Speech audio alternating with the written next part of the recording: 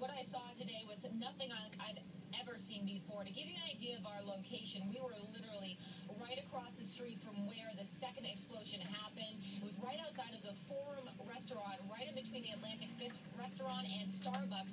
We were coming out of the parking garage there. I had been covering a story about this couple that was running the marathon, and they were about to get married on Boston Common after running at 5:30. So we were moving our car, and as we're coming out, I have what the receipt that we paid with. It says $2.49, and seconds later we heard that both explosions, the second one being much stronger, we could feel it. We knew immediately something terrible had happened, so my photographer literally jumped out of the car and went into action. I had to take the key out of the car, try to stop it, and that's when I saw just a drove of people coming at me, and I thought at first, I said, should I get out of the car? I'm going to get trampled. That's how many people were coming at me with an extreme amount of force and terror. I managed to make my way through those people, and I got to the scene of where this all happened, and the people were strewn about, to be quite honest. There were limbs missing, mostly lower limbs missing, and I did see a police officer carrying off a small boy who had blood all over his face.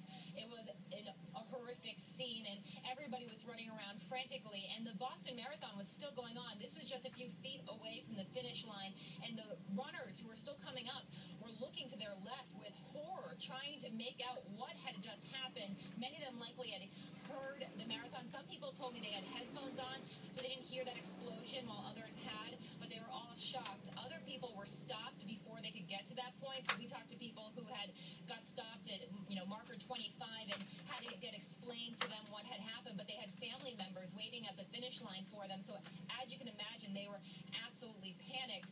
I have to make a big shout out, not just to the Boston PD, but also to the Boston Fire Department and also the volunteers of the BAA. They really made a difference today. They were telling me that they were giving people their phones so they can call family members and try to let people know that they were safe, because as you can imagine, panic set in.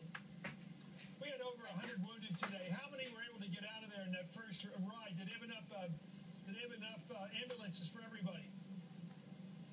They had a lot of ambulances there right away.